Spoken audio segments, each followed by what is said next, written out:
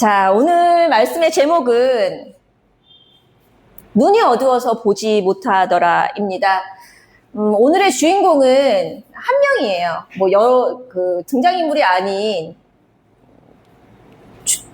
조연들도 있지만 오늘의 주연은 엘리입니다. 엘리 제사장이 등장하는데 엘리 제사장이 살던 시대는 영적으로 굉장히 암울하고 그리고 자기 소견대로 마음대로 살았던 시대의 연장선에 있는 시대 배경을 갖고 있습니다. 그 당시 엘리는 이스라엘의 영적 최고 권위자였고 최고 지도자였고 사사였다라고 지금 18절 마지막 말씀에 나와 있거든요. 이스라엘의 사사가 된 지 40년이었더라. 오랫동안 이스라엘의 사사로 활동을 했던 할아버지입니다. 제사장 할아버지. 그런데 성경은 그의 직분보다 그가 갖고 있는 위치보다 영적으로 어두워진 상태를 주목하면서 우리에게 말씀을 전해주고 있습니다. 우리에게 영적으로 어두워진 상태는 무엇이며 그럴 때 어떤 길로 가게 되는지 그 교훈을 보여주고 있는데요. 먼저 엘리의 두 아들이 있었는데요. 홈니와 비느하스입니다. 이 아들들이 타락을 하게 돼요. 재물을 함부로 취하고 하나님을 무시하고 성망을 멸시해서 하나님을 굉장히 욕되게 하는 일을 합니다. 오늘 본문에는 없고 오늘 본문 이전에 이제 내용이 나오는 내용인데요. 그런 아들들을 엘리 제사장이 훈계를 하지 않아요. 알면서도 단호하게 제지를 못합니다. 그냥 내버려 둡니다. 그래서 성경은 단순히 아들들의 타락으로 이 사건을 다루지 않고 엘리를 중심으로 해서 악을 방치하는 죄, 곧 엘리 자신의 책임으로 몰아갑니다. 그래서 하나님은 이에 대해서 엘리가 그 자식들이 그릇된 길로 하나님을 멸시하고 하나님을 존중하지 않고 성망을 멸시하는 그 죄로 인하여 하나님께서 세 가지의 저주를 보여주고 계시는데요. 악을 방치한 지도자의 죄와 엘리 집안에 내리는 세 가지 저주를 말씀하십니다. 저주라고 표현을 하세요. 세 가지 저주가 뭐냐면 제사장 직분의 박탈. 더 이상 너의 후손으로는 제사장 직분이 없어. 그래서 제사장 박탈을 하고 두 번째는 수명의 단축. 긴 생명이 아닌 수명이 단축될 것이다. 세 번째는 너희 후손들의 비참한 삶에 대해서 이야기를 하고 있습니다. 이 말씀은 사실은 말씀은 생명과 저주, 그러니까는 축복과 저주로 나눠서 말씀을 많이 말씀하고 있는데 이 내용은 결국은 뭐냐면 영적인 거예요. 사실 수명의 단축, 우리는 영생을 위해서 하나님을 믿거든요. 천국에서 영원히 살기 위해서. 근데 수명의 단축이라는 거는 너는 천국에서 영원하지 못할 거야 라는 거예요. 그렇다고 해서 이 자식들이 잘못한 거를 놔뒀다고 해서 그러면은 내 생명이 단축되는 거야? 이렇게 보는 거는 문자적으로 보는 거예요. 우리는 오늘 영적으로 볼 거거든요, 말씀을. 그러면은 그게 아니고 그럼 무슨 뜻이야? 그 내용을 한번 오늘 나눠보려고 하는데요. 하나님께서 이렇게 저주를 주셨는데 그 증표로, 첫 번째 증표로 어떻게 일하시냐면 두 아들이 전쟁에서 죽게 됩니다. 그런데 이들이 전쟁을 나갈 때 그냥 나간 게 아니라 자기네들이 불리하게 전쟁이 이루어져 가고 있으니까 하나님한테 묻지도 않고 하나님의 상징인 언약궤를 들고 승리의 도구로 생각하고 언약궤를 갖고 전쟁에 나가게 됩니다. 이길 거라고 생각했어요. 언약궤를 들고 나가면 전쟁에서 이길 거라고 생각했는데 결과는 그렇지 않았어요. 더 큰 패배였고 언약궤는 블레셋, 그러니까는 전쟁의 상대인 블레셋에게 빼앗기게 됩니다. 그 소식을 들은 엘리는 어떻게 되냐면 18절에 보면 하나님의 궤를 말할 때에 자기의 의자에서 뒤로 넘어져 문 곁에서 목이 부러져서 죽었다라고 얘기를 해요. 그렇지만 소식을 듣고 부러져서 죽었는데 그 죽은 이유를 다시 한번 설명을 하세요. 나이가 많고 비대한 까닭이라. 나이가 많고 비뚱뚱해서 의자에서 넘어졌다라고 이야기를 하고 있는데 엘리는 왜 이러한 최후를 맞이하게 됐을까요? 그는 무엇을 보지 못했고 눈이 어두워서 보지 못하더라. 무엇을 보지 못했고 무엇에 눈이 어두워졌을까요? 이 말씀을 오늘 한번 통해서 보려고 합니다. 나이가 많았다고 하면 무조건 뚱뚱해지고 자식을 훈계하지 못하면 저런 저주를 받고 그런 내용이 아니에요. 우리가 영적으로 무엇을 보지 못하고 있기 때문에 그릇된 길로 가고 있고 내비게이션은 계속 켜주는데 딴 길로 가고 있는지 그 말씀에 대해서 이제 한번 나눠보겠습니다. 엘리의 영적 상태를 좀 나눠볼게요. 먼저 단어 아까 기억하라고 말씀드렸었죠. 길 옆 눈이 어두워서 보지 못하더라. 비대한 까닭이라. 길 옆에 있었어요. 길 도로에 있는 것이 아니라 길 옆에 있었다라고 이야기를 하고 있습니다. 성경에서는 길은 진리의 길이에요. 우리 영적으로 들어가는 겁니다. 진리의 길에서, 그 생명의 길에서 벗어나 있었다라는 거예요. 엘리의 상태가.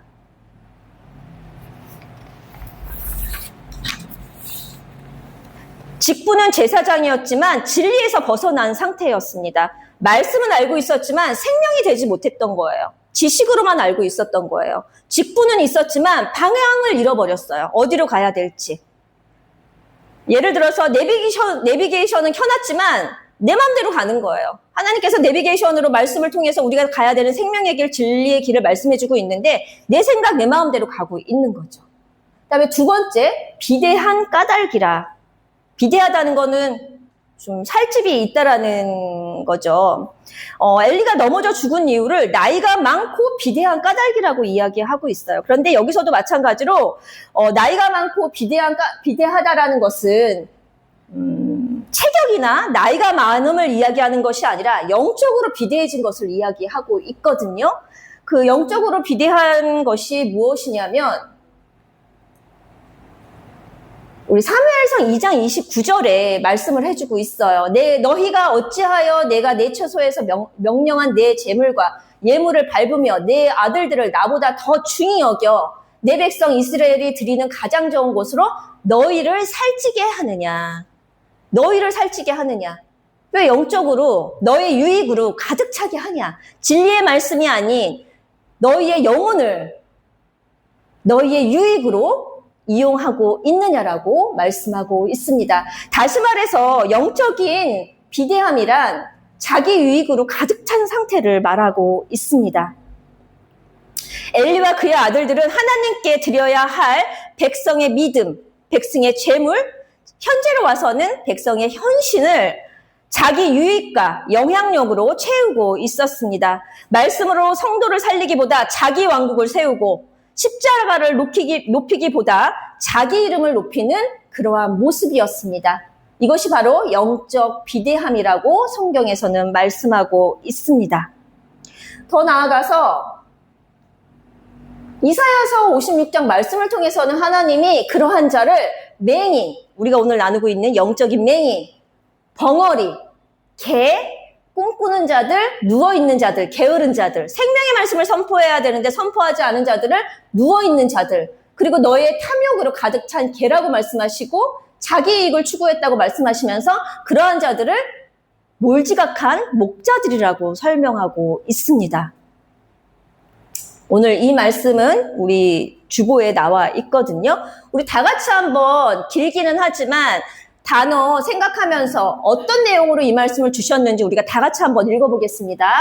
들의 모든 짐승들아, 숲 가운데 모든 짐승들아 와서 먹으라. 이스라엘의 파수꾼들은 맹인이요 다 무지하여 벙어리 개들이라. 짖지 못하며 다 꿈꾸는 자들이요 누워있는 자들이요 잠자기를 좋아하는 자들이니 이 개들은 탐욕이 심하여 족한 줄을 알지 못하는 자들이요 그들은 몰지각한 목자들이라. 다 제 길로 돌아가며 사람마다 자기 이익만 추구하며 오라 내가 포도주를 가져오리라. 우리가 독주를 잔뜩 마시자. 내일도 오늘같이 크게 넘치리라 하느니라. 아멘. 말씀은 항상 영적으로 봐야 된다고 했습니다. 벙어리는 왜 벙어리냐면 이건 생명의 말씀이에요. 생명의 말씀을 선포하지 않고 자기의 유익을 위하여 탐욕을 채우기 위하여 말씀을 선포하는 자들을 벙어리라고 말씀하고 있으며 개들이라고 말씀하고 있습니다. 그 다음에 세 번째로 넘어가서 엘리의 영적 상태가 마지막으로 보지 못하더라입니다. 사실 이게 두 번째인데 이거를 이 보지 못하는 내용에 대해서 더 깊게 나누려고 지금 세 번째로 지금 나누는데요. 보지 못하더라. 15절 말씀이에요. 오늘의 본문 15절 말씀에 보면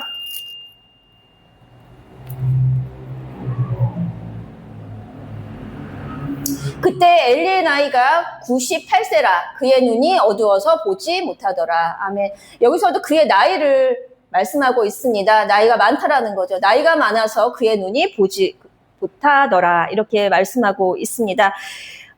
육체적 시력이 약해졌다라는 것을 말씀할 수도 있어요. 그런데 핵심은 제가 말씀드렸지만 영적으로 보지 못하는 거예요. 진리에서 벗어나서 영적으로 보지 못하는 상태를 보지 못한다. 영적인 맹인이라고 설명을 하고 있습니다. 엘리는 나이가 많아서가 아니라 영적으로 진리의 길에서 벗어났기 때문에 보지 못한 거예요. 이 말씀 이외에도 엘리는 이 이전에 두 번의 사건이 더 있거든요. 한나가 기도를 하는데 사무엘 아들, 사무엘의 엄마거든요.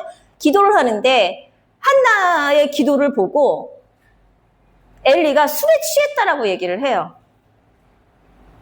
이 또한도 영적으로 어두운 상태였던 거죠. 또 두 번째는 사무엘이 하나님의 음성을 들을 때 이제 못 알아듣고 자꾸 그 엘리한테 갈 때가 있어요. 그래서 엘리가 부르는 줄 알고 갔는데 그때도 엘리는 오늘 본문에는 없는데 3장 2절에 엘리의 눈이 점점 어두워 가서 잘 보지 못하는 그때 그가 자기 처소에 누워있다라고 얘기를 해요. 제사장은 자기 처소에 있는 게 아니에요. 하나님의 성전에 있어야 되거든요. 벌써 이 영적으로 자기 처소, 내 안, 나의 유익에 가득 차 있었던 거예요. 성전에 있어야 될 인물이 자기 집안에 있었던 거죠. 이렇게 영적으로 이미 어두워져 있는 분별을 못하는 거예요. 내가 있어야 될 곳과 있지 말아야 될 것, 기도하는 것인지 취한 것인지 분별하지 못한 영적인 어두움에 있었던 상태입니다. 엘리는 신앙의 연수는 길었지만 말씀을 보는 눈은 흐려졌고 직분은 높았지만 하나님을 바라보는 시선이 흐려졌던 거예요. 말씀을 바르게 볼 수 없었던 거죠. 우리의 지금에 와서 적용을 하자면 말씀을 보지만 내 마음대로 해석하는 거예요. 하나님의 주신 키워드가 있는데 그 키워드에서 벗어나서 예수 그리스도 복음으로 말씀을 열라고 하셨는데 내 마음대로 보는 거죠. 이 땅의 것으로만 잘 살기 위해서 이 땅에서 복을 위해서만 말씀을 맞춰서 보는 거죠. 그것은 진리에서 벗어난 길이라고 말씀은 이야기하고 있습니다. 또한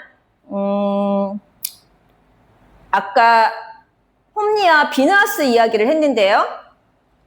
이 아들들이 그릇된 길로 가는데 그 길을 방치해요. 그냥 내버려 둬요. 그 중에 하나가 뭐냐면 이들이 언약궤를 들고 나갔었던 거예요. 근데 거기서 언약궤를 하나님이 앞세워서 하나님한테 의지하고 나간 게 아니라 전쟁의 아이템 정도로 생각을 한 거예요. 이거를 앞세워서 나가면 난 전쟁에 이길 거야. 하나님에 대한 믿음은 없이 자기 목적의 도구로 전쟁에서 이기기 위한 부적처럼 갖고 나간 거죠. 우리 왜 일반 세상 사람들이 연약하니까 자기네 소원을 위해서 부적 같은 거를 요즘 젊은 친구들도 많이 소지하더라고요. 그거는 나의 연약하니까 어떤 거에 의지하기 위해서 부적 같은 걸 의지하는 거거든요. 마찬가지로 여기서 언약궤를 하나님을 신실하게 의지하고 믿고 그것을 앞세워서 나간 게 아니라 부적처럼 생각했던 거예요. 이걸 갖고 나가면 이길 수 있을 거야. 이렇게 말씀이 나의 생명의 말씀을, 나를 살리는 생명의 말씀으로 보는 것이 아니라 나의 목적의 도구로 나의 유익을 위해서 사용하는 것을 영적으로 어둡다라고 표현을 합니다. 블레셋 사람들이 자기 신을 예전에는 이때 시대에는 전쟁을 나라들끼리 하면 자기의 신을 앞세워서 전쟁을 했다라고 해요. 그래서 이길 수 있다라고. 근데 이스라엘도 그 모습이 부러우니까 따라한 거예요. 예수님을 진짜 믿어서가 아니라, 하나님을 진짜 믿어서가 아니라 이걸 앞장서서 나가면 우리도 이길 수, 따라한 거죠. 세상의 신을 따라한 거예요. 하나님을 신뢰한 것이 아니라 자기 유익을 위한 도구로 삼은 어떤 신앙이냐? 우상적인 신앙이었습니다. 이것이 바로 성경이 말하는 영적인 맹인의 모습이에요. 말씀을 바르게 보지 못하고 나의 유익을 위해서, 나의 욕심을 위해서 말씀을 사용하는 것. 그것을 영적인 맹인이라고 합니다. 그렇다면 이런 맹인이 말씀을 잘 모르겠고 뜻을 잘 모르겠는데 나도 치유받고 싶어요. 말씀을 더 깊이 알고 싶어요. 그 치유받는 방법이 무엇이 있을까? 마태복음에서 볼 수 있습니다. 마태복음 20장에서 예수님을 부르던 맹인 두 사람이 있어요. 이 두 사람이 뭐라고 부르냐면 다윗의 자손이요 하면서 두 번을 부릅니다. 여기서 말하는 다윗의 자손은 약속의 메시아, 언약의 성취를 붙드는 고백이에요. 우리가 다윗 이야기 많이 알죠. 다윗의 후손으로 오시는 예수 그리스도. 근데 다윗을 우리가 어떻게 보냐면 난 다윗처럼 될 거야. 다윗 멋있어. 야, 그 물맷돌로 골리앗 물리쳤어. 나도 저런 다윗이 되고 싶어야가 아니라 하나님이 왜 다윗의 후손을 통해서 예수 그리스도가 오게 되셨는지, 그 다윗의 자손이 무엇인지, 다윗에게 주신 언약이 무엇인지를 알아야 돼요. 다윗에게 주신 약속은 메시아의 언약이었어요. 자손과 땅의 언약을 주셨거든요. 그 자손은 예수님을 뜻하고 예수님을 통하여 천국에 가게 될 거야. 이게 다윗의 언약입니다. 이 언약을 알고 있었던 거예요, 두 맹인은. 보면은 맹인 두 사람이 뭐라고 소리를 지르냐면 불쌍히 여기소서 다윗의 자손이요. 그러니까 무리가 조용히 하라 그래요. 하지 말라고. 근데 또 부릅니다. 다윗의 자손이요. 그때 예수님께서 맹인들을 불러서 뭐라고 말씀하시냐면 너희에게 무엇을 하여 주기를 원하니? 하고 물어보니까 맹인이 주저하지 않고 눈뜨기를 원합니다라고 얘기해요. 그때 예수님께서 불쌍히 여기시고 눈을 만지니 곧 보게 됐는데 눈을 뜨자마자 무엇을 보게 됐을까요? 예수님을 보게 됐습니다. 예수 그리스도를 보게 된 거예요. 근데 그냥 불러서가 아니라 여기서 키포인트는 다윗의 자손이여입니다. 언약의 말씀을 알고 예수를 그리스도라고 고백한 거예요. 나의 구원자이신 예수 그리스도요 하고 그 부른 그 믿음을 보시고 예수님께서 그 눈을 뜨게 하시고 예수 그리스도를 보게 하신 겁니다. 육적으로는 사람의 모습을 봤지만 영적으로는 예수 그리스도 복음을 보게 하신 거예요. 이게 영적인 맹인에서 눈이 띄어지는 것입니다. 영적으로 눈이 뜨여지기 위해서는 예수가 그리스도임을 믿는 것입니다. 그게 다윗의 언약입니다.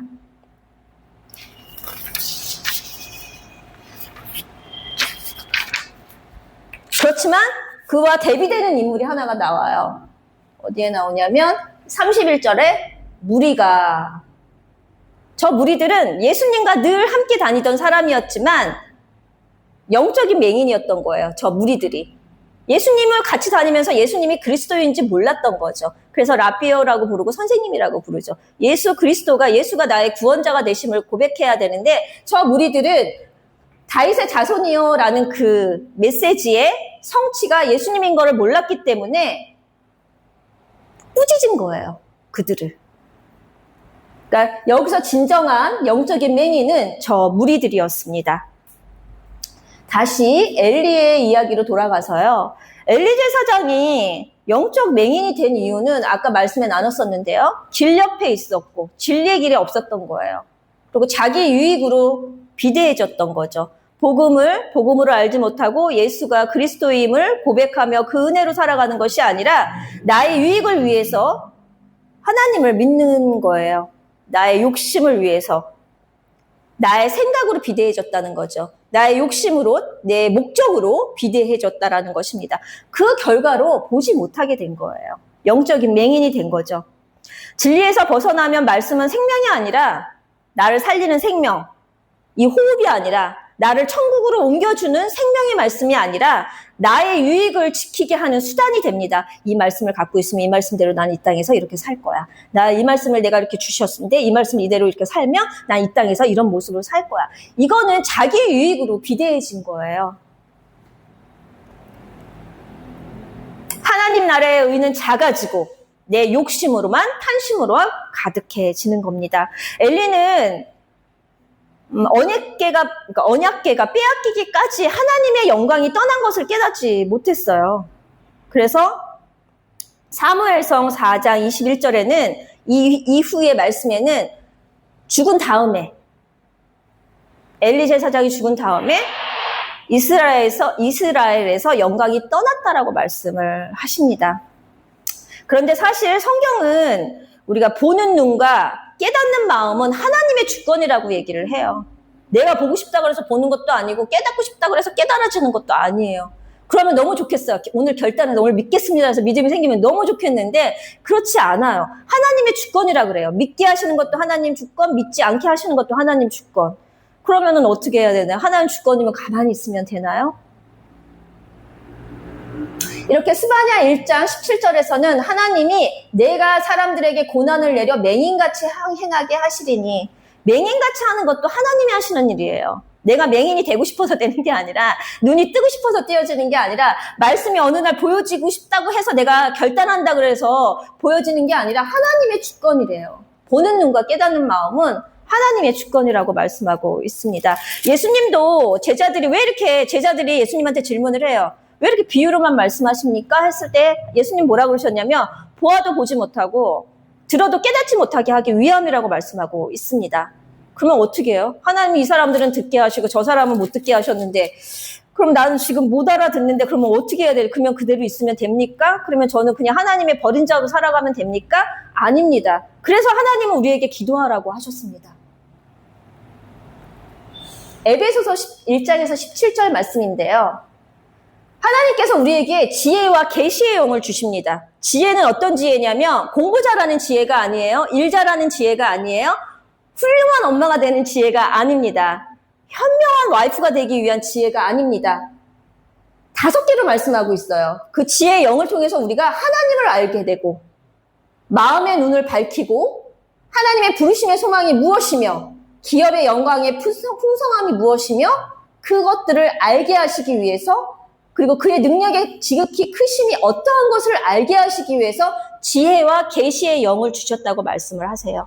이 하나님께서 지혜와 계시의 영을 주셔야지만 먼저 하나님을 알게 돼요. 하나님을 알게 됨으로써 마음의 문이 열려서 마음의 눈이 열어지면서 부르심의 소망이 뭐냐면 부활이거든요. 물론 이 땅에서의 사명도 있어요. 그렇지만 그 사명은 하나님 나라 확장을 위해서고 먼저는 나에게 부르신 소망이 무엇이냐면 부활의 소망입니다. 예수 그리스도가 하신 일을 믿고 죽고 예수님처럼 부활하는 그 부활의 소망이 무엇인지 알게 하시고 그 영광, 그 기업의 영광의 풍성함은 무엇이냐면 하늘나라의 영광의 풍성함이 무엇이며 그의 능력의 지극히 크심, 하나님의 능력의 지극히 크심은 죽으심과 부활이에요. 가장 큰 능력은 죽으심과 부활. 예수님께서 죽으시고 부활해서 하늘나라를 가셨고 우리도 그 모습 그대로 죽고 부활하시는 그 큰 능력이 무엇인지를 알게 하신다라고 말씀하세요. 그러기 위해서는 지혜와 계시의 영을 우리에게 주신대요. 이것을 기도해야 됩니다.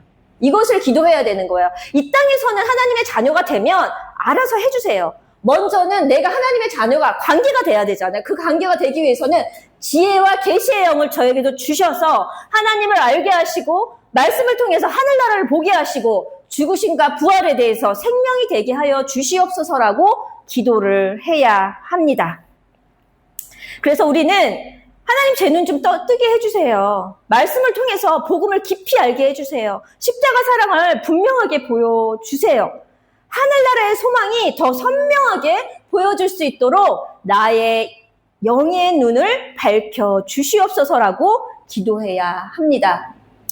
영적인 시력은 하나님의 주권 안에 있어요. 그렇지만 우리는 기도를 통해서 눈을 열어달라고 강구할 수 있어요. 기도할 수 있습니다. 그래서 기도하라고 하신 거예요. 두드리라고 열어주신다고 말씀하고 있습니다. 말씀이 복음으로 열어지고 예수 그리스도를 약속의 성취로 깨닫는 삶이 영적 맥인에서 벗어나는 거예요. 말씀을 이 땅의 말씀으로만 보는 것이 아니라 예수 그리스도를 약속의 성취로 깨닫는 것이 영적인 맹인에서 벗어나는 것입니다. 여기서 대비되는 인물을 또 하나 한번 살펴보려고 하는데요. 엘리와 대비되는 말년을 보내는 인물이 하나 있습니다. 죽을 때까지 기력이 쇠하지 않았고 눈이 흐리지 않았다라고 설명하고 있는 인물인데요. 신명기 34장 7절에 이렇게 기록합니다. 그의 눈이 흐리지 아니하였고 기력이 쇠하지 아니하였더라.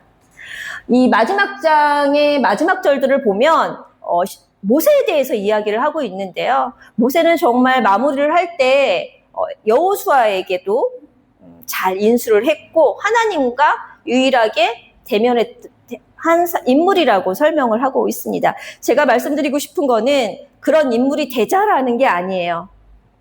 영적으로 우리가 나이가 먹어도 나이가 먹으면 저희 부모님, 엄마 보니까 좀 들으실 텐데 이성이 줄어들더라고요.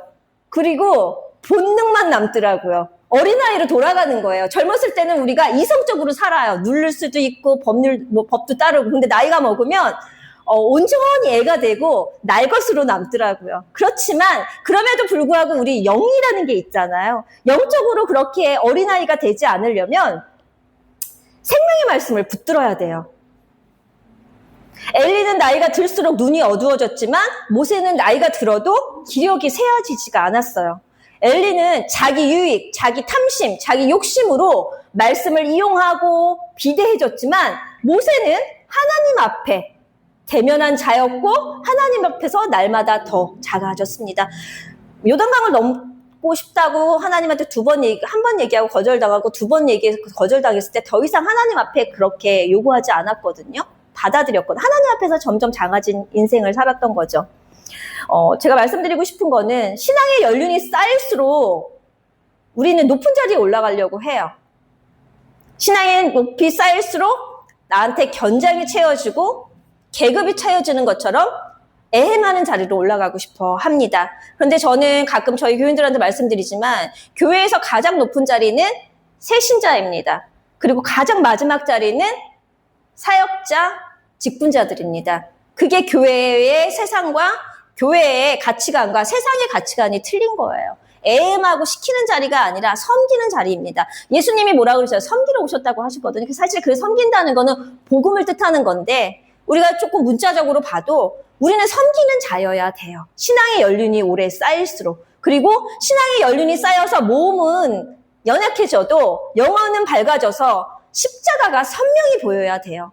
십자가가 나의 생명이 된다는 것을 굳건하게 붙들고 가야 합니다. 이것이 장성한 분량까지 성장하는 거예요. 믿음이 자라서 교회 봉사를 많이 하는 게 아니라 믿음이 많이 자라면 자랄수록 십자가가 점점 선명해져야 돼요. 내 마음속에. 말씀을 통해서. 하나님의 형상은 말씀입니다. 어떤 형상으로 보여주는 게 아니라 말씀으로만 말씀해 주세요. 말씀을 통해서만 말씀해 주십니다. 그래서 말씀을 통해서 하나님이 사랑이 심판하는 자 아닙니다. 사랑하시는 분이에요. 끝까지 십자가 사랑으로. 그래서 이 말씀을 통해서 십자가 사랑이 나한테 생명이 될 때 세상 속에서 이기는 자가 되는 것이고 세상 속에서 자존감이 올라갑니다. 세상의 것이 더 이상 부러워지지 않는 믿음까지 가게 됩니다.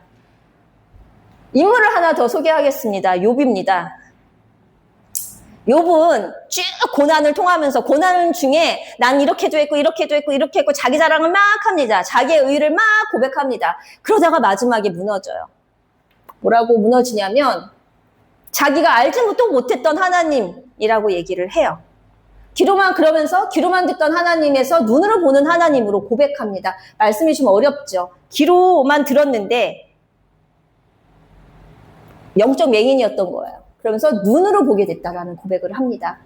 내가 주께 대하여 귀로만 듣다가 이제는 눈으로 주를 보게 됩니다. 영적인 맹인으로, 귀머거리로 들었는데도 몰랐었던 거예요. 이 말씀은 뭐냐면,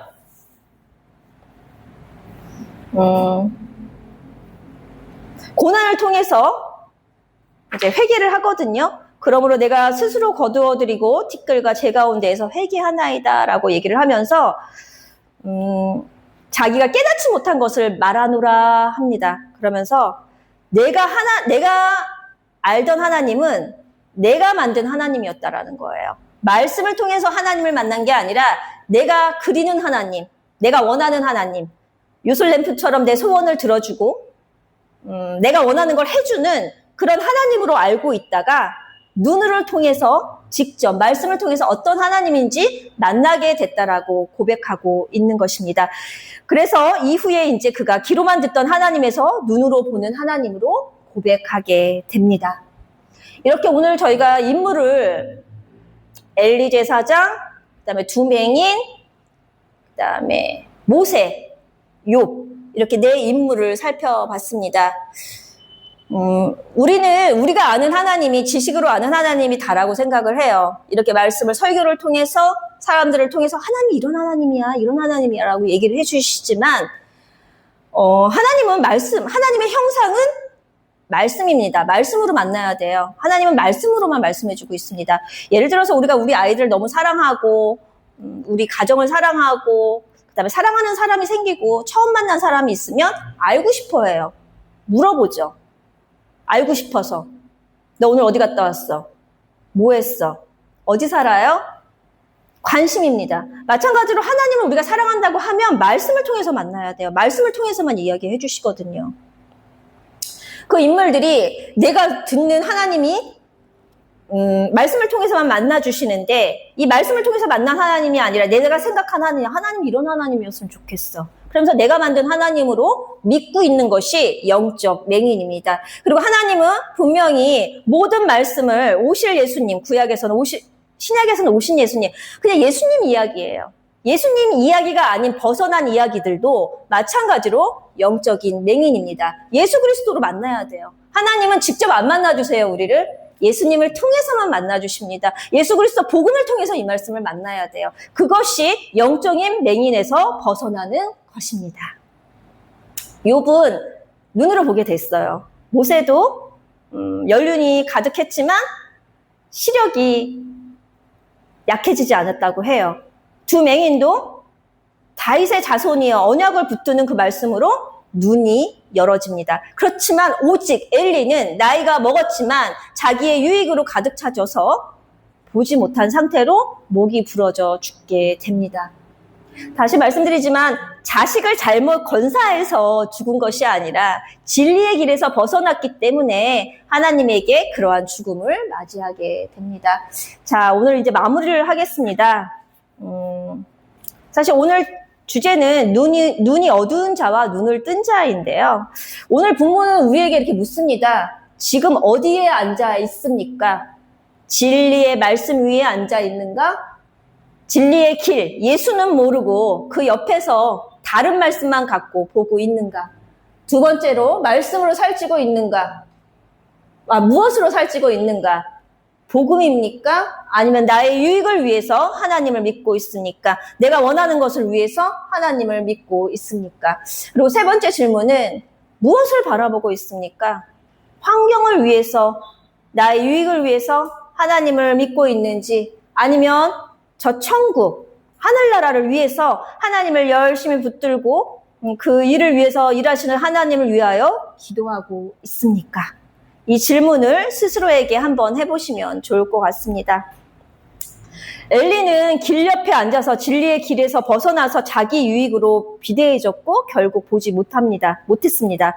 그런데 반면에 맹인 두 사람은 다윗의 자손이여 우리를 불쌍히 여겨 주시옵소서라고 외치고 눈이 열어졌습니다. 또 욥도 귀로만 듣던 하나님에서 말씀을 통해서 눈으로 보게 되는 그런 은혜를 보게 되는데요. 우리의 기도도 이랬으면 좋겠습니다. 주님, 귀로만 듣는 하나님, 내가 생각하는 하나님이 아니라 말씀을 통해서 눈으로 예수 그리스도 복음을 보게 되는 신앙이 되게 하여 주시옵소서. 말씀은 도구가 아닙니다. 내 인생의 도구가 아닙니다. 생명입니다. 그리고 그 말씀은 오직 예수 그리스도의 십자가 은혜로 열어줍니다. 오늘 이 자리에 계신